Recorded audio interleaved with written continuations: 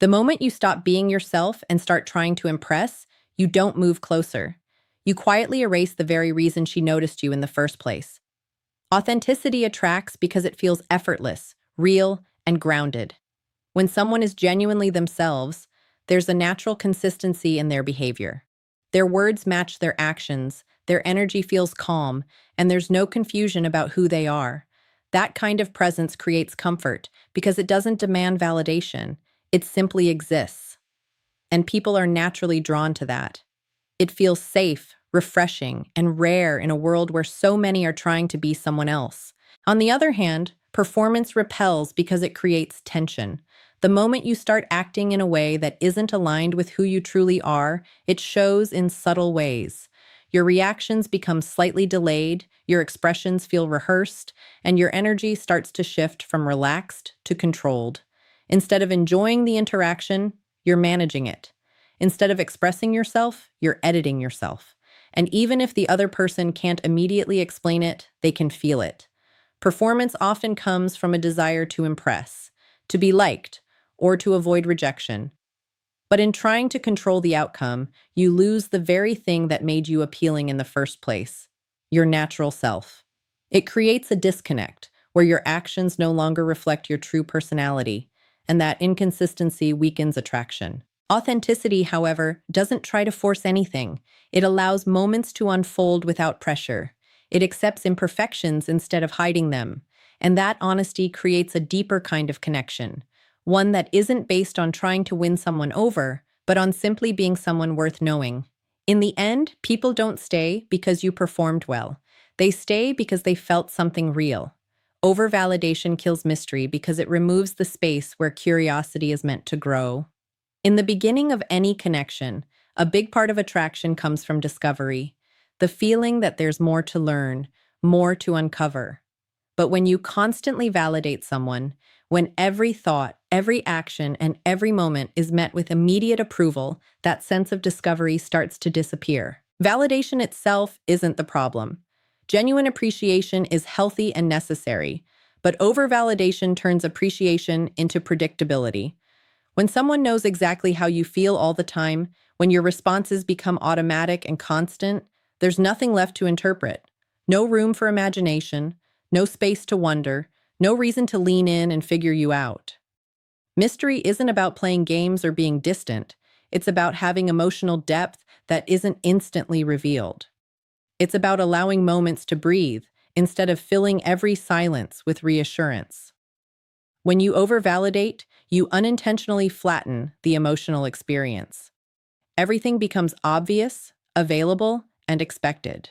It often comes from a good place, the desire to make the other person feel valued or secure. But when it's excessive, it can signal something else beneath the surface, a need for approval or fear of losing them. And that subtle shift changes how your attention is perceived. Instead of feeling meaningful, it starts to feel constant. And constant attention without variation loses its impact. What makes attention powerful is not just its presence, but its timing and authenticity. When validation is given naturally, in moments that truly matter, it carries weight. It feels earned, not automatic. By holding back the urge to constantly reassure, you allow the connection to develop layers. You give the other person space to think about you, to question, to feel intrigued. And in that space, attraction has room to grow instead of quietly fading into familiarity. Neediness signals insecurity because it shifts the dynamic from connection to dependency. At its core, neediness isn't about caring too much. It's about relying on someone else to regulate how you feel about yourself. When your mood, confidence, or sense of worth starts depending on how often someone texts back, how they respond, or how much attention they give, it creates an emotional imbalance. This imbalance is often subtle at first. It shows up in small behaviors, checking your phone repeatedly, overanalyzing messages, seeking constant reassurance, or feeling uneasy when there's a delay in response. These actions may seem harmless, but they communicate something deeper, uncertainty within yourself. And people can sense that, even if it's never spoken out loud. Attraction tends to grow in environments where both individuals feel complete on their own, not where one is leaning heavily on the other for validation. When neediness enters the picture, it creates pressure. The interaction no longer feels free or natural. It starts to feel like an obligation. Instead of choosing to engage, the other person may begin to feel responsible for maintaining your emotional state. What makes neediness particularly damaging is that it often pushes in the opposite direction of what you want. The more you seek reassurance, the more distant the other person may become. Not because they don't care, but because the energy shifts from mutual interest to emotional demand. Confidence, on the other hand, comes from self-sufficiency. It's the ability to enjoy someone's presence without needing it to feel secure. When you're grounded in your own life, your attention becomes a choice, not a requirement. And that difference is powerful. When someone feels that you want them but don't need them to function, it creates a healthier, more balanced connection. One where attraction can grow naturally without the weight of expectation. Losing your purpose shifts attraction because it changes the way you show up in your own life. At the beginning, what draws people in is not just how you look or what you say, it's the direction you carry. It's the sense that you're moving toward something, that your time and energy have meaning beyond the interaction itself. That creates a quiet kind of respect, and from that respect, attraction grows. But when you start to lose that focus, everything begins to shift. Your priorities slowly rearrange themselves. You cancel plans, delay your goals, and start centering your attention around one person instead of your own path. What once made you interesting, your ambition, your discipline, your independence, begins to fade into the background, and this doesn't go unnoticed. When your purpose weakens, your presence changes. You become more available but less compelling, more attentive but less grounded. The balance that once existed starts to tilt, and the dynamic quietly transforms. Instead of being someone with a life others want to be part of, you become someone waiting for attention to feel complete. Attraction thrives when there's movement, when someone feels like they're stepping into your world, not becoming the center of it. Purpose gives your life structure, and that structure creates boundaries. It shows that your time is valuable, that your focus isn't easily swayed, and that your identity isn't dependent on anyone else's presence. Without that foundation, interactions lose their depth. Conversations become repetitive, energy becomes predictable, and the sense of growth disappears. It's not about being distant or unavailable, it's about staying aligned with what drives you. When you maintain your purpose, you naturally bring a different energy into every interaction, one that feels stable, self-assured, and alive. And that's the kind of energy that keeps attraction from fading, because it reminds others that you're not standing still, you're evolving. Consistency builds emotional safety because it removes uncertainty from the connection.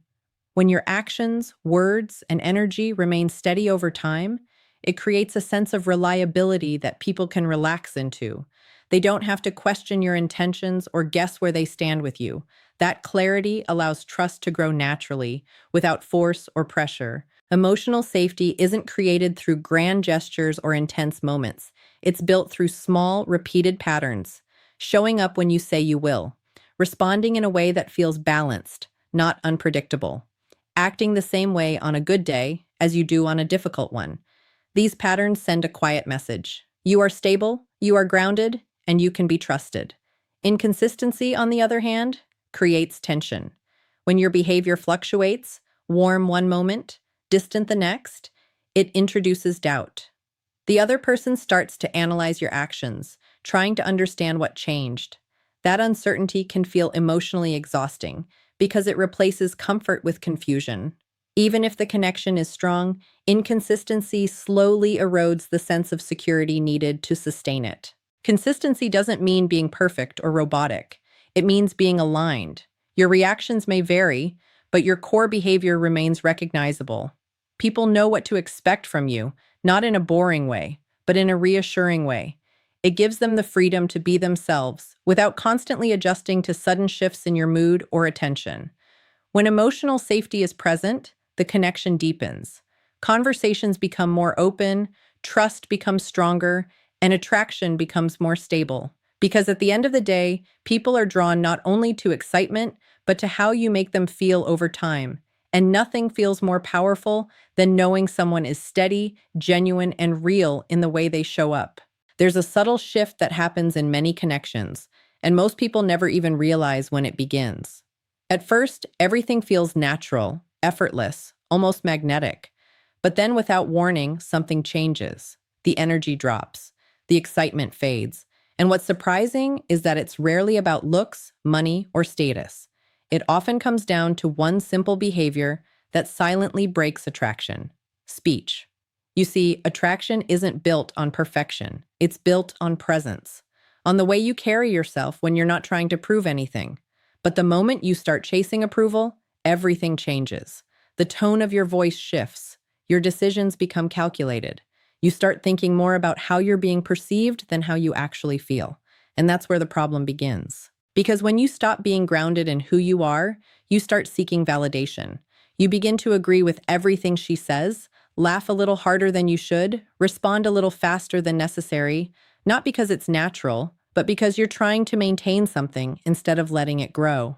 And here's the truth most people avoid: attraction fades when it feels forced. When someone senses that your behavior is driven by fear of losing them, it creates pressure. Not the kind of pressure that pulls someone closer, but the kind that makes them step back. It's subtle, almost invisible, but it's powerful. The strongest connections come from a place of independence. When you have your own rhythm, your own focus, your own life moving forward regardless of anyone else. That's what creates intrigue. That's what makes someone want to be part of your world, not feel like they are your entire world. Because the moment someone feels like they've become your center, the dynamic shifts. What was once exciting becomes predictable. What was once intriguing becomes available at all times. And availability without boundaries slowly turns into invisibility. It's not about playing games. It's about maintaining your identity. When you speak, speak from your own perspective, not what you think will impress. When you act, act from intention, not fear. When you give attention, let it be genuine, not strategic, because people don't fall for perfection. They fall for realness, for someone who isn't trying to win them over every second, but instead shows up as they are, calm, grounded, and unapologetically themselves. And the irony is, the less you try to hold on, the more naturally things tend to stay. Because attraction doesn't grow in pressure, it grows in space.